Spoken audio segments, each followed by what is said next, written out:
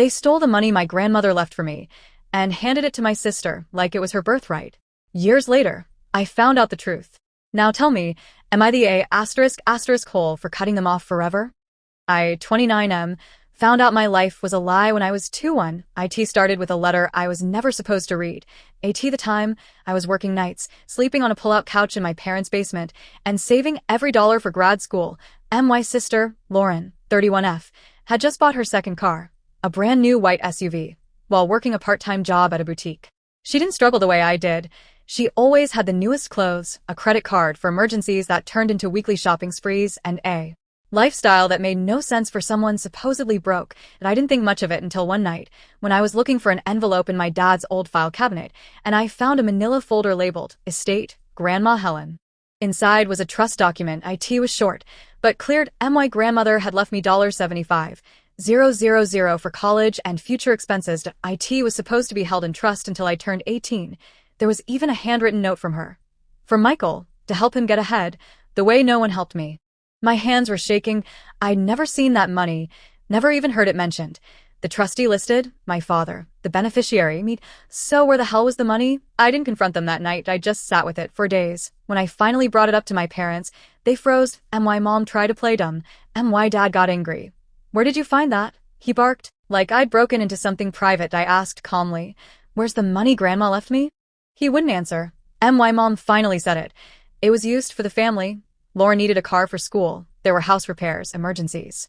But Lauren dropped out of school in her second year. The house repairs were cosmetic renovations, a new kitchen backsplash, designer tiles, a patio nobody used. I realized, in that moment, I was never meant to know.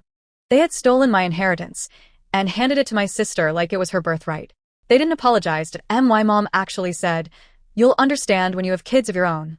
My dad didn't speak to me for a week. I moved out 2 months later, rented a studio apartment with peeling paint and thin walls, worked even more nights, paid my own way through grad school, NO trust fund, NO SUV. Meanwhile, Lauren kept living like royalty. My parents co-signed her lease when she moved into a luxury apartment in the city, paid for her furniture, her dog's vet bills.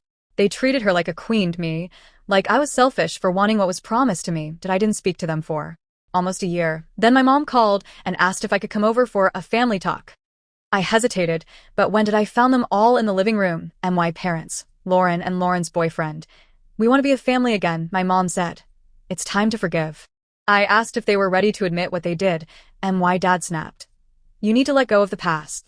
Lauren rolled her eyes and said, "It's not like you were doing anything with it anyway." I left without saying another word. That was the moment I decided. I was done. I finished grad school, moved to another state, got a decent job, built a quiet, stable life. I started therapy, dealt with the guilt, the betrayal, the feeling of never being enough. For years, I didn't contact them. Then, a few months ago, my mom called again. This time, they were desperate. The house might go into foreclosure, she said. "We need help." Turns out, my dad lost his job. Lauren's boyfriend left. She moved back in. They were drowning in debt. My mom asked if I could co-sign a refinance loan. I asked, "Why me?" She said, "Because you're doing well. You've always been the responsible one." I laughed out loud. For the first time in a long time, I told her, "That money from Grandma, it could have saved the house. Now you want me to do it instead?" She said, "You're being cruel." I said, "No, I'm just done being used." I hung up. The guilt crept in after, but not enough to make me call back. They made their choices, I made mine. I'm not rich. I still budget every month, still drive a used car, still clip coupons, but I'm free. Free from the lies, free from the manipulation, free from a family that never saw me as worthy unless I was useful. I haven't spoken to them since I heard they might lose the house soon. I feel nothing. Maybe that makes me heartless. Maybe it makes me human. I don't know all the answers, but I know this. I'm never going back. Sometimes, I wonder what Grandma would say, if she'd be proud of how I stood up for myself, or if she'd be sad that her gift became the wedge that split us apart. I wish I could ask her, but I think I know the answer. She believed in me enough to leave that money in my name. She wanted me to have a future. She saw me, even when my own parents didn't. And now, I finally see myself too. I don't know what will happen to them. I don't know if they'll lose the house, if Lauren will ever grow up, if my parents will ever apologize. I'm not holding my breath. Forgiveness isn't impossible, but it has to start with the truth. And they've spent a lifetime bearing it. Until that changes, there's nothing more to say. My friends tell me I did the right thing. My girlfriend says she's proud of me. My therapist says it's okay to mourn what I never had. Real parents, a real family, but I still have bad days where I wonder if I overreacted. But then I remember that little envelope I wasn't supposed to find. The moment my childhood shattered. The moment I realized I was never more than a backup plan. They had a golden chance to support me, to show they believed in me the way Grandma did. But they gave it away, because Lauren needed leather seats and granite countertops, and a puppy with a monogrammed collar. So, if you ask me if I'm the A***Cole for cutting them off for good, if I'm heartless for refusing to bail them out, if I'm selfish for choosing myself for once. No, I'm not. I'm just someone who finally learned to say no. Some wounds never heal completely, but some distance. That's the first step that I bought a small house last year. Nothing fancy, but it's mine, paid for with my own effort. Filled with people who actually care.